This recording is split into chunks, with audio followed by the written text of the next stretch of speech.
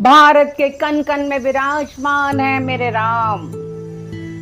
हम सबके दिलों में बसते हैं राम, और राम की आराधना हम करते हैं तुलसीदास जी द्वारा रचित रामचरितमानस के दोहों और छंदों से,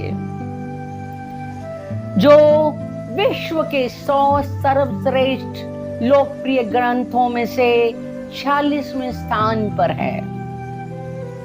तुलसीदास जी 16वीं सदी के महान संत और कवि थे, जिन्होंने हिंदी साहित्य को समृद्ध बना दिया। रामचरितमानस के अलावा उन्होंने कई काव्य रचे, जैसे वाल्मीकि रामायण, गीतावली, दोहावली, संस्कृत रामायण।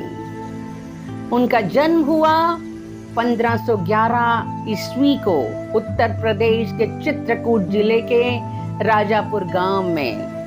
उनके पिता का नाम था आत्माराम दुबे और माँ का नाम था तुलसी। उनके जन्म के बारे में बहुत रोचक कथा आती है। आम बच्चा माँ के गर्भ में रहता है 9 महीने तक, लेकिन तुलसीदास जी अपनी माँ के गर्भ में रहे 12 महीने तक। जब वो पैदा हुए तो एक 5 साल के बच्चे जैसे हष्ट पुष्ट थे, स्वस्थ और मजबूत थे। उनके मुंह में दांत थे और पैदा होते ही उन्होंने सबसे पहला शब्द बोला राम, इसलिए उनका नाम पड़ गया राम बोला। लोग उनको देखकर विस्मित भी होते थे। उनका जन्म मूल नक्षत्र में हुआ था, इसलिए माँ डर गई। उसने अपनी दासी के ससुराल में राम बोला को भेज दिया, लेकिन अगले ही दिन उनकी मृत्यु हो गई। और माँ की मृत्यु के कारण से पिताजी उन्हें मनहूस समझने लगे और उन्हें छोड़ दिया। इसलिए उनका पालन पोषण किया चुनिया ने, जो दासी थी, लेकिन 5.5 साल के बाद उसकी भी मृत्यु हो गई। उसके बाद एक और गरीब महिला ने उनको पाला पोसा, लेकिन उसकी भी मृत्यु हो गई। कम उम्र में ही वे भटकते फिरते थे, भिक्षा मांग रहे थे। तब माँ पार्वती को उन पर दया आ गई और एक पंटानी के रूप में उनका पालन पोषण किया। तुलसीदास जी पर माँ पार्वती और शिव जी की बहुत कृपा रही। इस तरह से उनका जीवन चलता गया। बाबा नरहरिदास ने उन्हें अपना लिया और उन्हें शिक्षा दी। इन्होंने अयोध्या, वाराणसी, चित्रकूट में रहकर राम भक्ति की साधना की।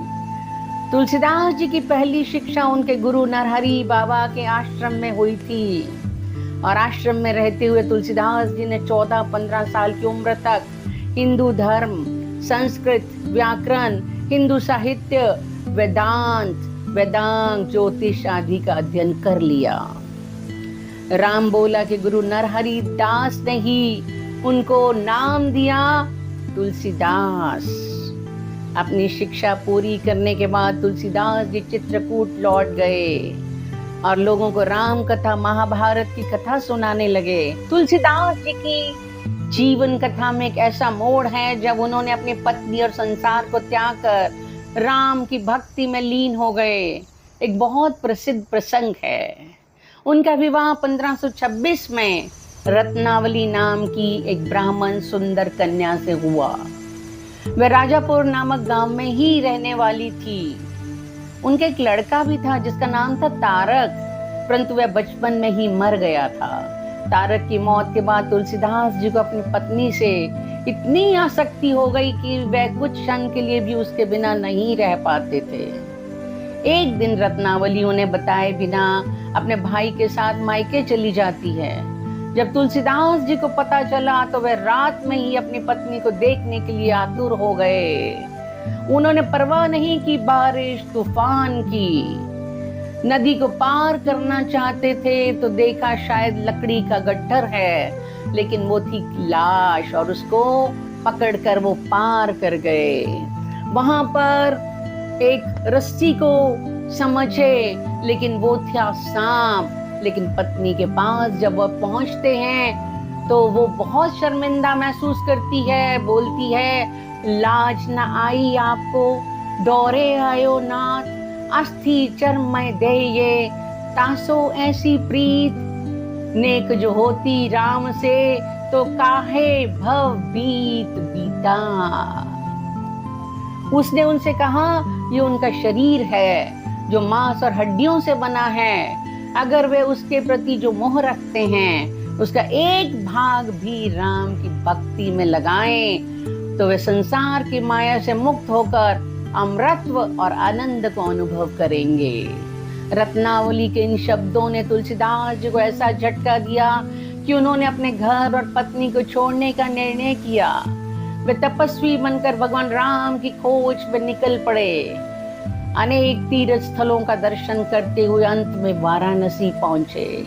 वहां उन्होंने एक आश्रम बनाया और लोगों को धर्म, कर्म, शास्त्र आदि का ज्ञान देने लगे। उन्होंने प्रयागराज पहुंचकर संन्यास लिया और तीर्थाटन करने लगे।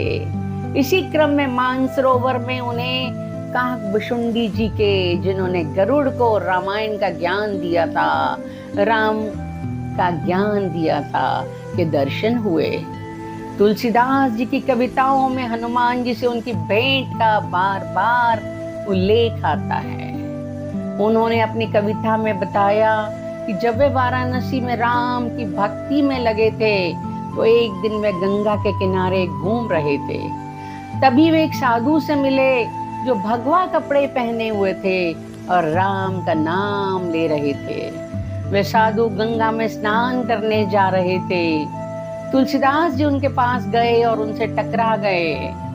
तुलसीदास जी ने उन्हें देखा, चिल्लाने लगे, हे साधु महाराज, मुझे आपकी पहचान हो गई है, मुझे मालूम है आप कौन हैं। हे साधु महाराज, आप मुझे इस तरह छोड़कर नहीं जा सकते। तुलसीदास जी के इन शब्दों पर साधु ने कहा, हे तपस्वी, भगवान राम आपकी रक्षा करें। ये कहकर साधु ने तुलसीदास जी को आशीर्वाद दिया और अपने रास्ते चले गए। हनुमान जी ने तुलसीदास जी को रास्ता दिखाया और कहा कि जब तुम चित्रकूट जाओगे तो तुम्हें राम के दर्शन होंगे। तुलसीदास जी को रामचरितमानस में राम जी के दर्शन का एक अद्भुत अनुभव मिला। यह घटना तब हुई जब राम भक्ति में डूबे हुए चित्रकूट में अपना आश्रम बनाकर रहते थे। एक दिन वे कामदगिरी पर्वत की प्रदक्षिणा करने गए। वहां उन्होंने 2 राजकुमारों को घोड़े पर बैठे देखा, लेकिन वे उन्हें पहचान नहीं पाए कि उनमें से कौन राम है, कौन लक्ष्मण है।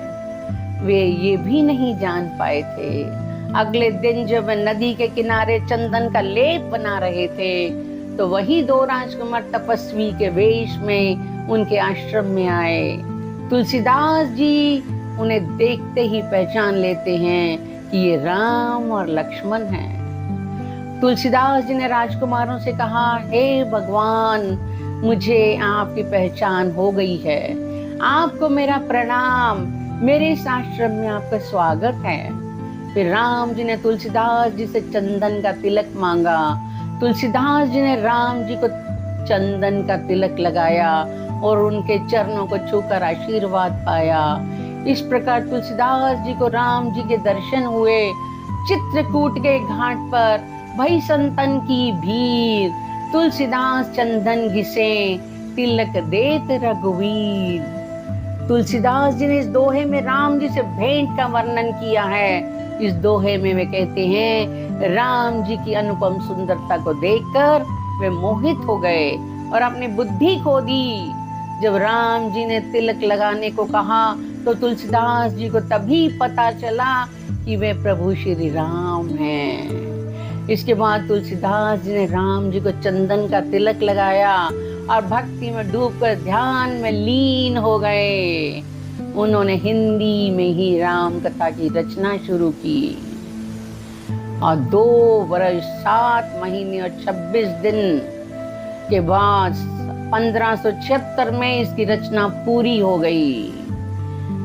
और उस दिन था राम विवाह का दिन। पंडितों ने रामचरितमानस को स्वीकार नहीं किया, तो रचना लेकर गोस्वामी जी काशी चले गए। वहां विश्वनाथ मंदिर में पहली बार इसका पाठ किया। वहां पंडितों ने रचना को सराहा तो सही, लेकिन संस्कृत में नहीं होने की वजह से मान्यता नहीं मिली। गोस्वामी जी बहुत दुखी हुए। मानस के संबंध में प्रचलित कहानियों में एक बात आती है कि काशी विश्वनाथ मंदिर में उन्होंने ये रात को ग्रंथ रख दिया। सब ग्रंथों के नीचे रामचरितमानस को रखा गया। लेकिन जब सुबह सब पंडित ताला खोलकर मंदिर में प्रवेश करते हैं तो रामचरितमानस सबसे ऊपर मिलती है और उस पर भगवान शिव के द्वारा लिखा हुआ होता है, सत्यम शिवम सुंदरम। एक कहानी और आती है कि एक बार रामचरितमानस को चुराने के लिए चोर गए। वहां तुलसी जी की कुटिया में राम और लक्ष्मण पहरा देते दिखाई दिए। तुलसीदास जी ने ये कहा जाता है, पहली बार जब इसका वाचन किया तो हनुमान जी ने खुद इसे सुना। जब तुलसीदास जी ने रामचरितमानस को बोलना समाप्त किया तब तक सभी व्यक्ति जा चुके थे, लेकिन एक बूढ़ा आदमी वहीं बैठा था। और वो आदमी जानते हैं कौन था? हनुमान जी।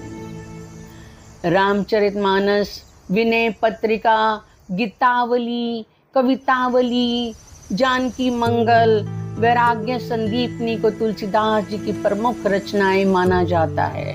इसके अलावा कई लघु रचनाएं भी हैं, जैसे राम आज्ञा प्रश्न, जानकी गीतावली, राम शलाका, शिवरात्रि व्रत कथा, नारद भक्ति सूत्र, तुलसी शतक, तुलसी सत्संग आदि। कहा जाता है तुलसीदास जी को हनुमान चालीसा लिखने की प्रेरणा मुगल सम्राट अकबर की कैद में मिली थी।